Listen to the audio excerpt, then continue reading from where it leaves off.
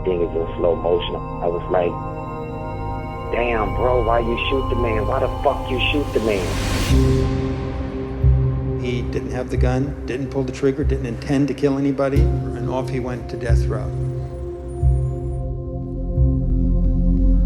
If you lose focus or spiritually fall, these walls will have a feast on your soul. This moment is proof of what's possible when an individual dreams. He'd managed to produce, against the odds, 50 works of art and installations, which you can see upstairs.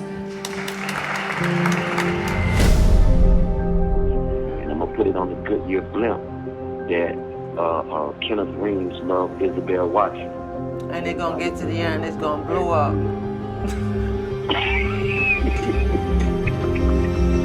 Typical cool.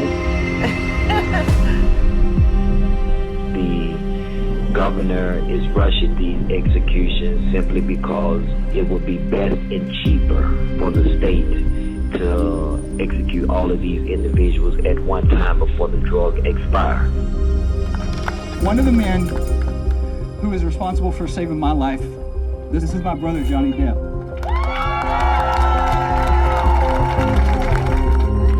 I'm a soldier, man. I'm a soldier, sister. I'm a soldier. You might just slow me down, but you can't stop me. I still have the energy of trying to get out of this prison and trying to do better for myself and positive in the world. My name is Kenneth Reams. I can't show you my face, but I'm gonna tell you my story.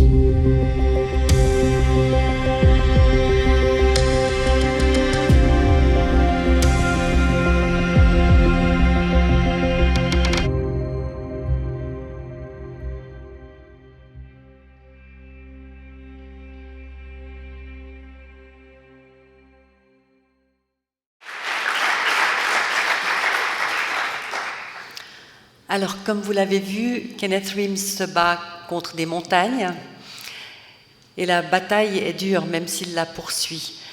Il y a un an, la Cour suprême a confirmé qu'il ne devait pas être dans les couloirs de la mort.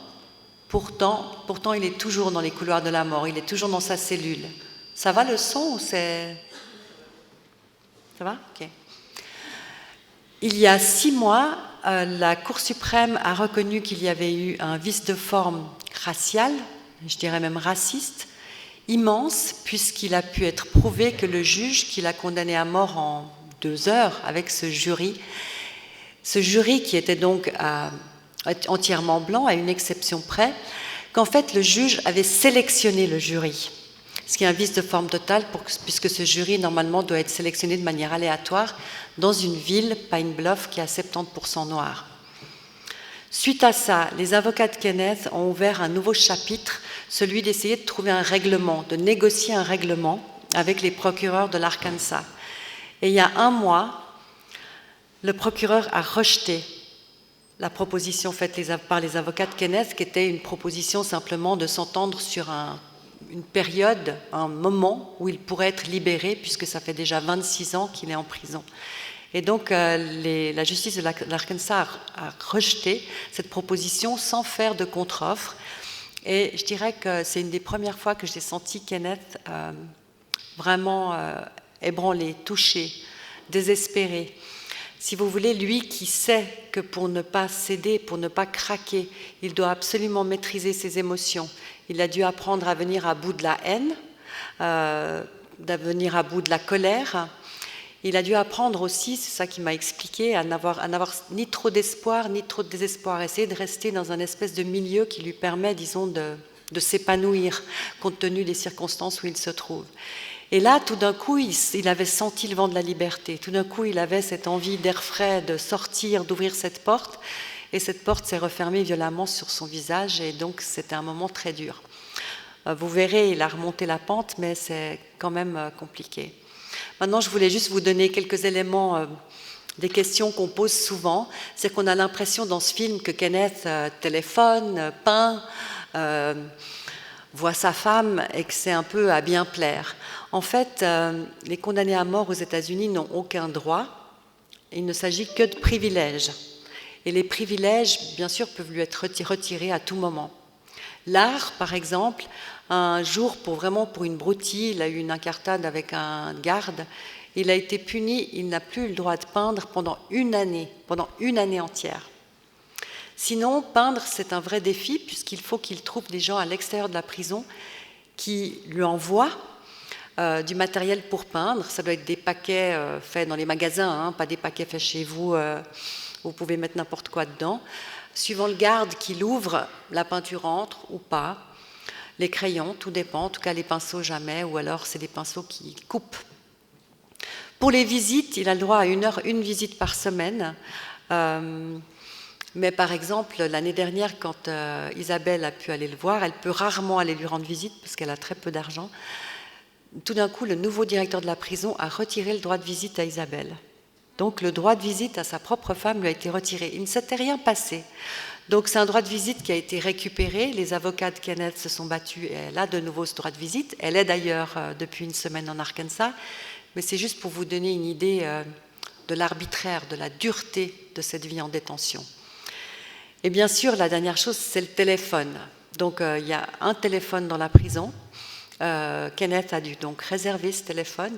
Pour cela, il se colle contre les barreaux de sa cellule et il crie à ses co-détenus de ne pas demander le téléphone à la même heure, parce qu'il sait aujourd'hui que le film a été vu à Genève, il sait que vous êtes là, et j'espère qu'un garde est venu lui amener ce téléphone. Donc le garde, en fait, lui amène le téléphone et le lui donne dans sa cellule.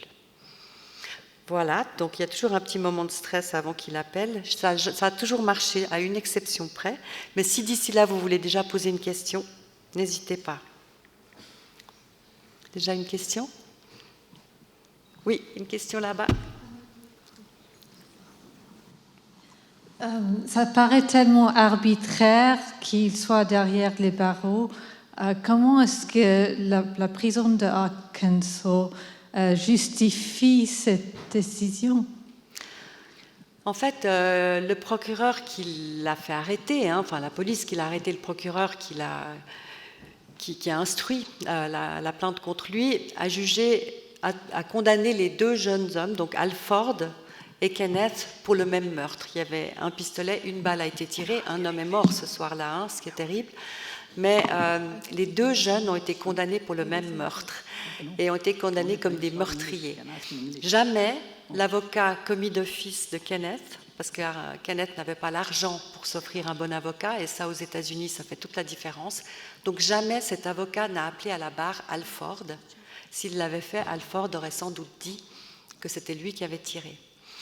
Maintenant, depuis plus de 20 ans, maintenant 22 ans, il y a George Kendall, vous avez vu cet avocat, je trouve que c'est un homme magnifique. Il se bat avec 3 autres avocats, ils sont un team de 4. Ils travaillent pro bono, donc gratuitement, pour sortir Kenneth de là. Donc plus de 20 ans. On peut être condamné à mort en quelques heures aux États-Unis, mais par contre, pour corriger, pour revenir sur une telle sentence, c'est des années, voire une vie entière. On espère que des années. Est-ce qu'il y a une autre question? Oui.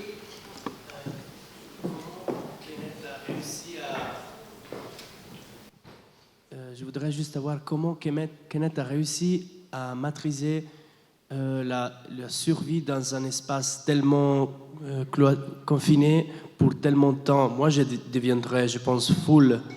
Vous savez quoi? Vous allez pouvoir lui poser la question en direct. Attendez.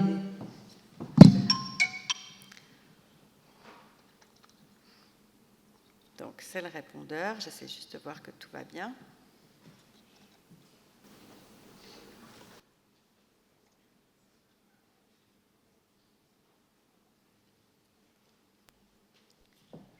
Hello. Kenneth, are you here?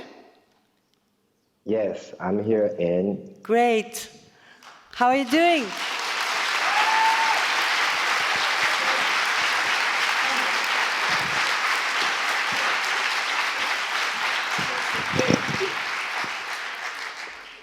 Can you hear that? There's like almost 400 people in the room.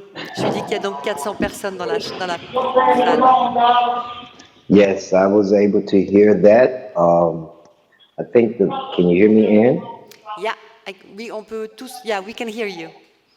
I think the last time that I did the screening with you, we was in Belgium, and they gave me applause. I don't remember how many people was in the audience, but they just gave me applause then. And when I was in Belgium, if you remember, I said they act like I was Bono.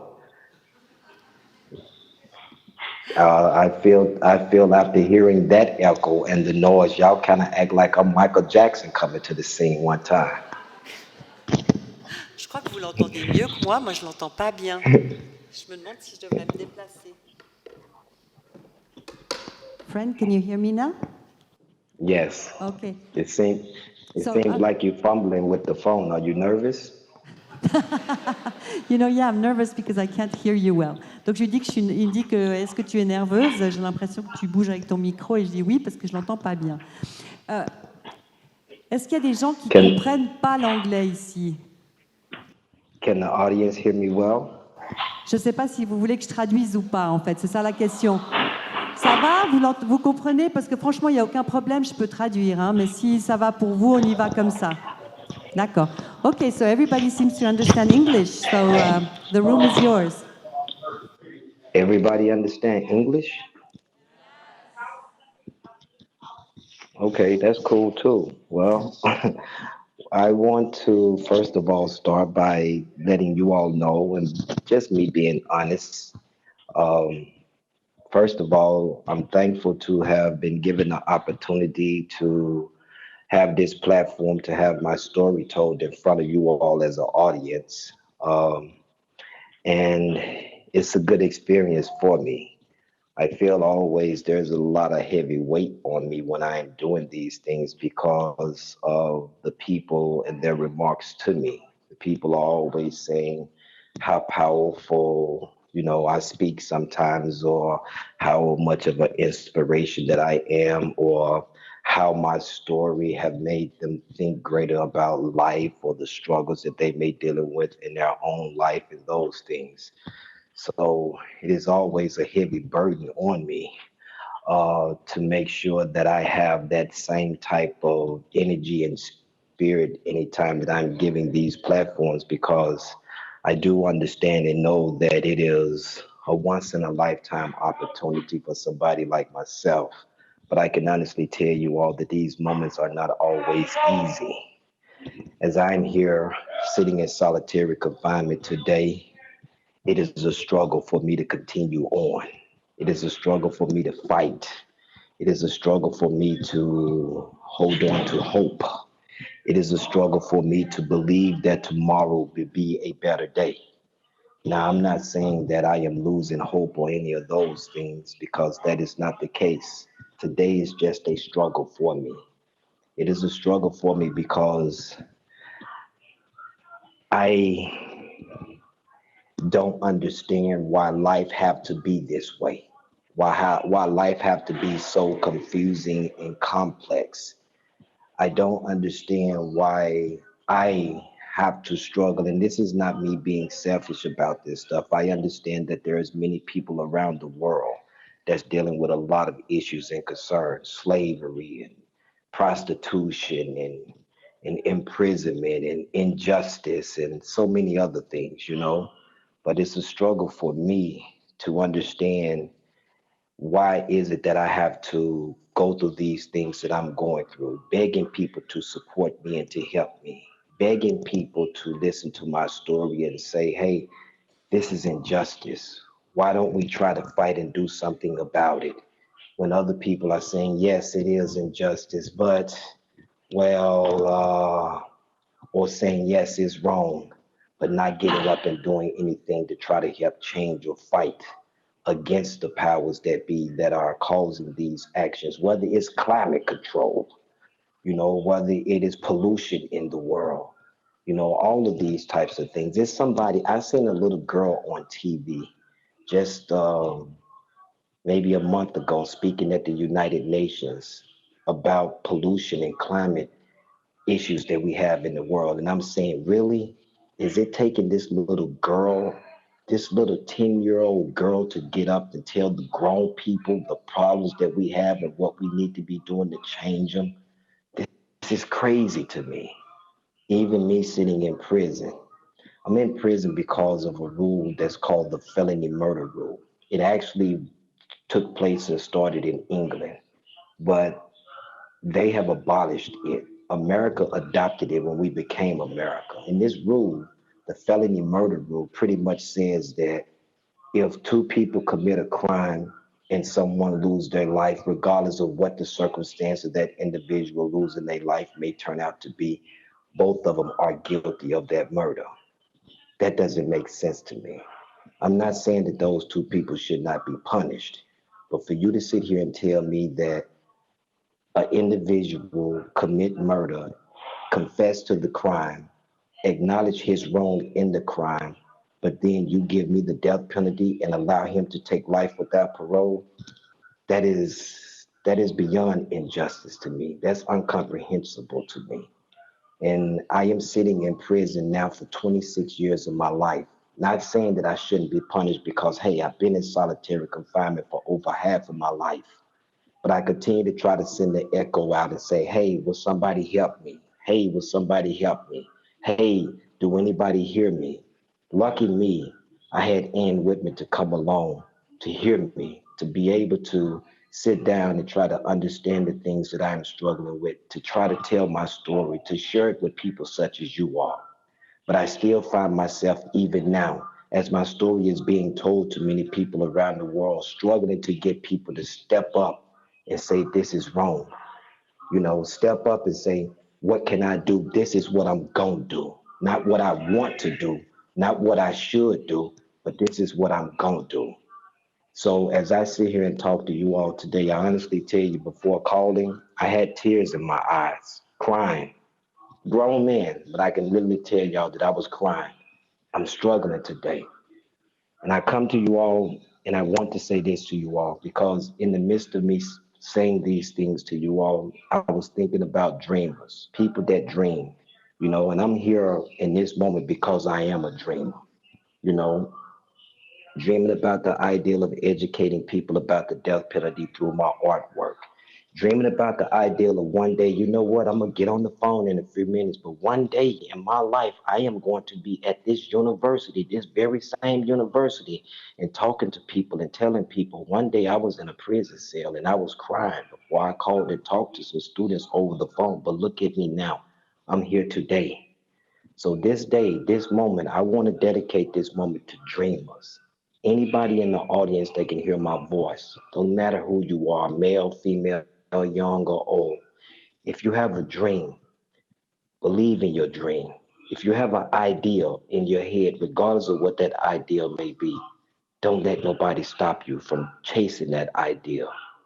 Along the way, you have to be prepared and willing to accept that a lot of people gonna tell you no.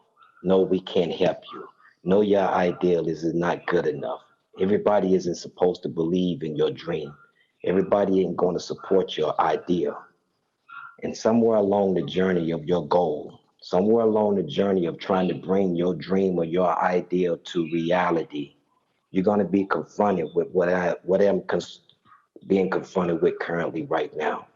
You know, the struggle of, is this going to work? You know, the struggle of, I got to keep pushing. I got to keep going. It's going to also be confusing along the way, but I want you to understand and know this. All of that is just a test of your will to see if you truly believe in your dream, your vision, or your goal. So if any of you in the audience are dreamers today, hey, big ups to you. And thank you all for giving me this opportunity to say these few words to you all.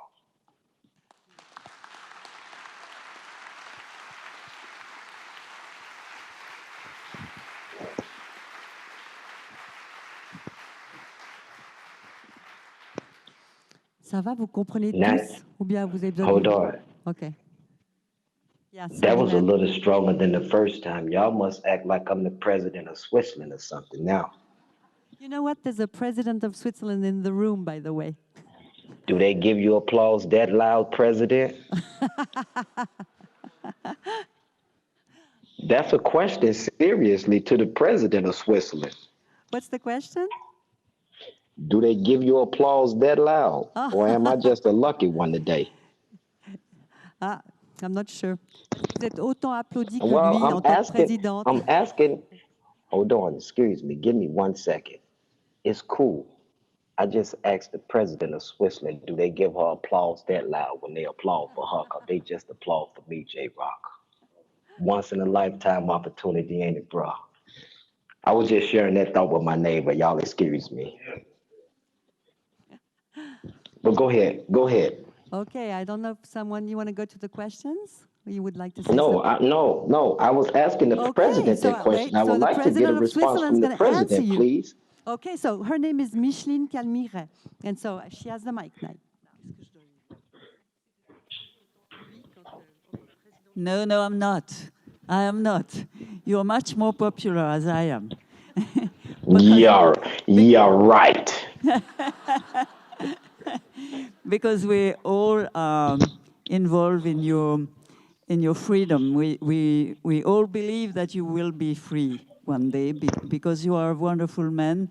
You have a resilience, or do we say that like that? Yeah. That no one of us could have. So bravo. Well,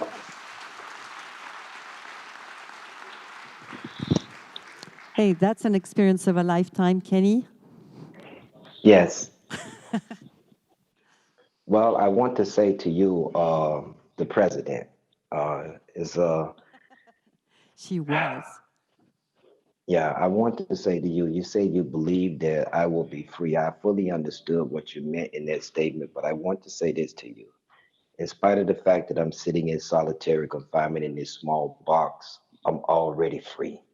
I'm just fighting to overcome injustice.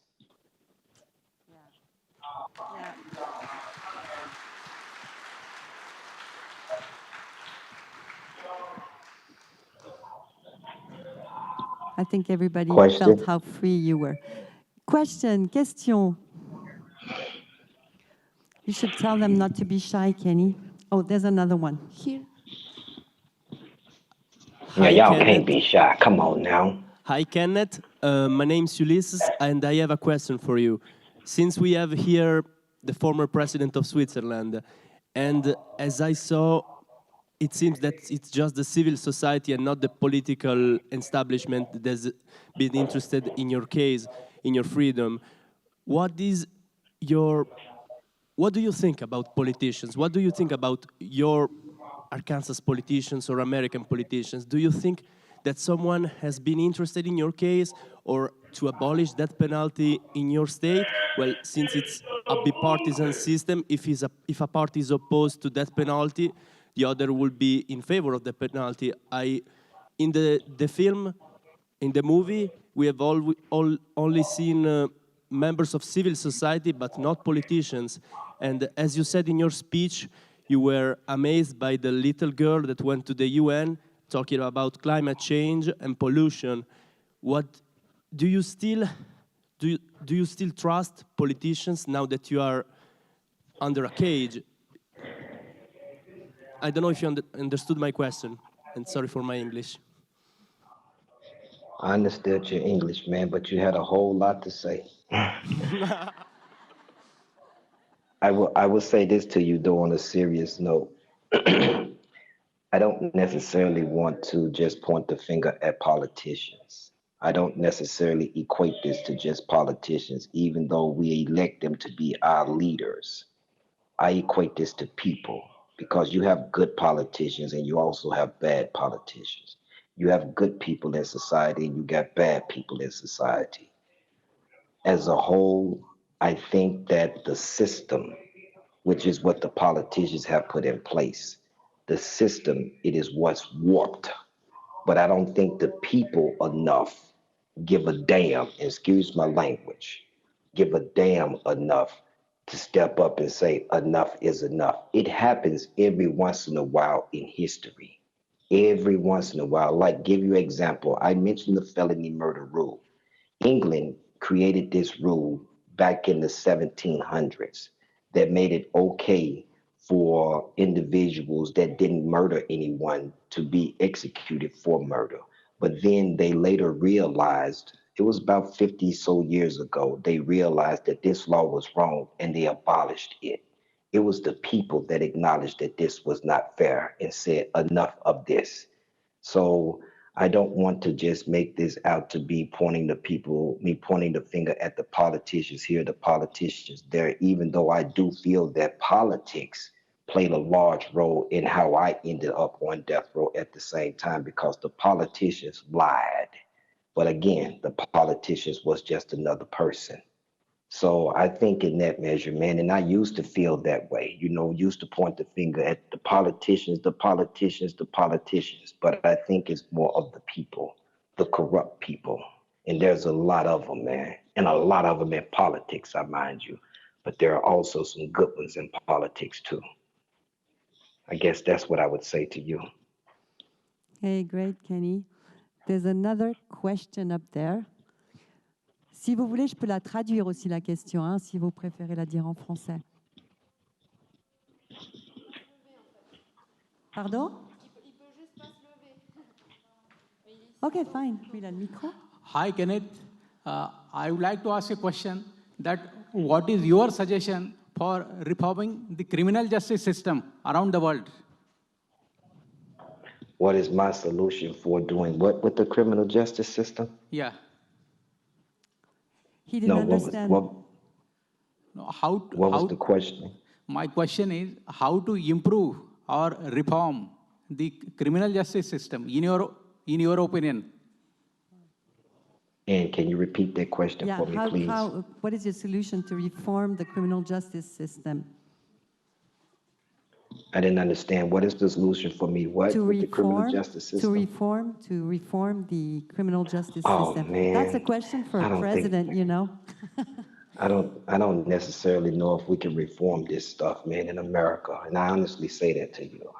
I think that we would have to wipe off a whole lot of laws on the books and just start all over, if that's what you want to call reform. And I think we should listen to the people that is mostly affected by it, which we don't. When I say the people that's mostly affected by it, in America, and I don't know how it is in other parts of the world, but here in America, the laws are created by people that don't necessarily live from the effect of the laws, meaning I'm in prison with a lot of people that are uneducated and poor, but the people that's making the laws are wealthy, rich, and educated. You know, and I think that is a problem, because how can you all understand where I come from if you never lived or walked a day in my life or my shoes or even in my society? However, you're creating laws that's going to affect me and a whole community of people, but you can't relate to them. We have a thing in America that we say a jury or your peers whenever you go on trial for things. That is not true. You know, I don't think that most of the people that are in the criminal justice system in America was judged by a jury of their peers. So I think the first thing that we would have to begin to do is to sit down and try to talk to the people that these laws and these things are affecting and hear what they have to say. Because trust me, even where I come from, there are people that believe that the system should work for what it's supposed to work for: rehabilitation, punishment, and those types of things. Thank you, Kenneth. There's just one student who would like to tell you something. Hey, Kenneth. My name is Landry. I don't have a particular question. There's too much question going through my head, so I just want to tell you that we have the occasion to see some of your writing stuff, and there was a poem where you was writing that you was afraid that you was asking you if when you're going to be dead, if we're going to remember you, and I would like to tell you that we will, and you inspire us in a very much way, and we as students, I mean, as a Black young man, I mean, we need people as that we can identify with, and I can confirm that we identify to you. And this, I'm very we're very proud of you, and I'm very proud because I can speak to wonderful people that I can call you one of my heroes now, and that's a big occasion for us. And I'd like to thank you for you to fight because you're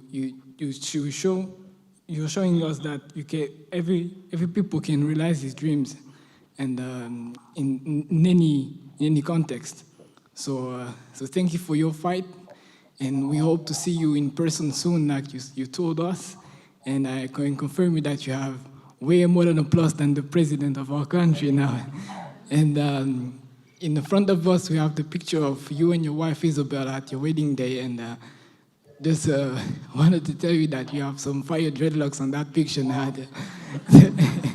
So thank you for your fight, and we're very recognized for your fight.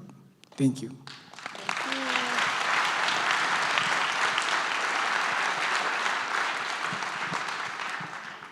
There's another question coming, Kenny. Hold on. Thank I want you. to say something to you, brother. Thank you for the kind words, but you just did what I was speaking about earlier. You put a little bit more pressure on me to say the things that you said to me. I believe that you were speaking from your heart and you were speaking honesty, being a hero, giving hope, all of these types of things. Hey, I'm not in it for that reason, but it seems that is the reason that has been heaped up on me. And it's difficult when I am struggling and feel like giving up, but realizing I can't because there are people like you that believe in me, that believe in the story. So you are an individual that helps me to survive here. You are someone that gives me hope to say, I gotta keep pushing because of individuals like you. And hopefully, who knows, you will learn of the day that I am able to come to Switzerland and speak at the university and show up and remind me, hey, I'm that brother that was in the audience that spoke to you, man. I'll remember you if that do take place. Thank you for your words. Hi, thank you. I'm very happy to know you, and I want to tell you, please don't give up. And I have a question, but I will ask you in French. En fait, je pense que si le système judiciaire américain, il a montré qu'il est verrouillé et que ça relève de, je ne veux pas dire de l'impossible, mais c'est vraiment très très difficile de faire changer de révoquer la décision. Serait-il pas vraiment plus intéressant de changer de mode d'action, de chercher l'appui des États, des pays, et d'agir sur le plan politique pour essayer de gracier Kenneth? Merci. So the question is, if we can't change the laws to get you out of prison, wouldn't it be better to try to convince politicians or to have supports of people or associations to help you be free? Yes, that is a key thing. But we're also going to change the law in the process. I refuse to allow myself to walk out of prison one day and don't fight to change the law, this law, the felony murder rule law. But I think that you all could be very instrumental with helping me by getting up and telling other groups, other organizations, such as Amnesty International, that they need to support me, such as the Human Rights Group in Europe, such as the Human Rights Group in America. Don't feel and think that just because you all on the other side of the world, that you all voice will not have an effect. Because, hey, I'm in America and I'm having an effect on y'all in Switzerland. That's vice versa, So I commend and I say to you all, any of you all that's willing to stand up and push back with me, contact any organization that exists, whether that organization is right there in your own country, whether that organization is here in America, and tell them my story and demand, not ask that they help me, but demand that they help me. That would be a great thing if you all would do that for me. Hey, I'm going to tell now about the petition, okay? À ce propos, vous pouvez vous rendre sur le site freekennethreams.org, freekennethreams en un mot, .org, où il y a une pétition que vous pouvez signer pour demander à Amnesty de soutenir son cas. Et où il y a aussi, vous avez aussi la possibilité de vous inscrire simplement pour être informé de ce qui arrive à Kenneth, d'être en fait sur la liste de ses soutiens. Vraiment, faites-le. Toutes les voix comptent, comme il le dit lui-même. Donc, freekennethreams.org, ça va s'afficher. Voilà. That's to help. Let me say this, Ed. If there's any of you on the internet, Twitter, it's primarily Twitter. If any of you are in the room that have a Twitter account, tweet at. There's a lady by the name of Leslie Rutledge. She is the Attorney General of the state of Arkansas. Tweet at her, Free Kenneth Reams. It is time that you all let him go. Do that directly, regardless of who you may be. If you're on Twitter, consider doing that. The lady name is Leslie Rutledge. Look her up. She's the Attorney General of the state of Arkansas. Attorney General of State of Arkansas. Si vous allez sur Google, vous allez tomber sur elle. Leslie Rutledge. Ah, j'ai pas mes lunettes. Leslie Rutledge. R-U-T-L-E-D-G-E. Et voilà. Mais allez voir sur Internet parce qu'elle vaut le coup d'œil. Another question? Ah, pardon. OK. Si. Merci beaucoup. On ne vous voit pas, désolé. Oui, je sais, je comprends aucun souci. Hi, Kenneth. Congratulations for your courage and all the strength that you managed to pass on into Switzerland. And I have a question that may sound simplistic, but it was a question that was really born to me from the documentary. So 2 of your inmate friends managed to get free. And I'm just wondering what's the difference between your case and their cases? Why you're not free? Why you're not getting free? As I said to you before I started to take any questions, all of this is confusing to me. Why is it that I have to struggle and go through these things in order to receive the same sense of justice that they have received in their own cases in life? I can't answer that. Maybe it's because I am meant to be here today to inspire people like you all. I don't know. I'm trying to understand it myself. It is a complex thing to be dealing with. This is what I meant when I said that it is hard for me to deal with this stuff. Because for me to see someone like Calvin Porter, who is sitting on death row literally right next door to me, dealing with the same case, same circumstances, same situation, and he's been free now for almost 7-8 years, and I continue to sit on death row. He's even fighting for me, but the people are not paying any attention. I don't know. I can't get it. Maybe it's because it's meant for me to be the one that demand that the law be changed. You know, if I had that answer, I think I'll have the Nobel Peace Prize coming, you know? So I'm confused about it myself, sister. And I don't think that was a bad question that you asked either. I think I have time for one more question before I have to go here. Oui, il est limité dans le temps qu'il a au téléphone. Donc, qui c'est qui a le micro? Dépêchez-vous. Hi, Kenneth. My name is HB, and you've talked about a lot of dreams and great stories. And we've seen through your story that you've read a great many deal of books. So I was wondering, what's your favorite book, story, and why? Thank you. Oh, here we go, and they're asking about the books again. And No, I know the answer. well, let me say this to you, man, and you're gonna laugh at it, but I'm just being honest. Everybody do it. My favorite book is the dictionary.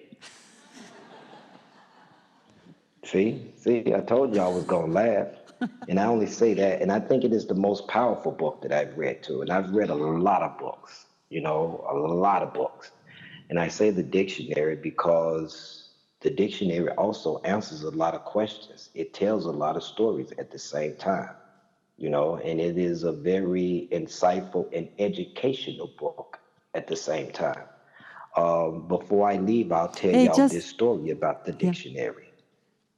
When I began to say that I was going to create this nonprofit and try to fight to have a national museum built, I realized that in order for me to do this, that one, I was going to have to be a dreamer, and I was going to have to fight against the odds that was in front of me, which are great odds. So the ideal just came to me. Look up the word impossible in the dictionary. And I looked it up, and it said, now scratch it out, because if you're going to succeed at what you're talking about, you better scratch the word impossible out of your even vocabulary and scratch it out of the dictionary. So I literally did that. I got my ink pen and I scratched out the word impossible. So that is one word in the dictionary that does not exist in my dictionary, impossible. But my book is the dictionary, man, and you should pick it up and read it. Before Kenneth go, I would like you to clap, to applaud, to give him an applaud. Please give him some energy.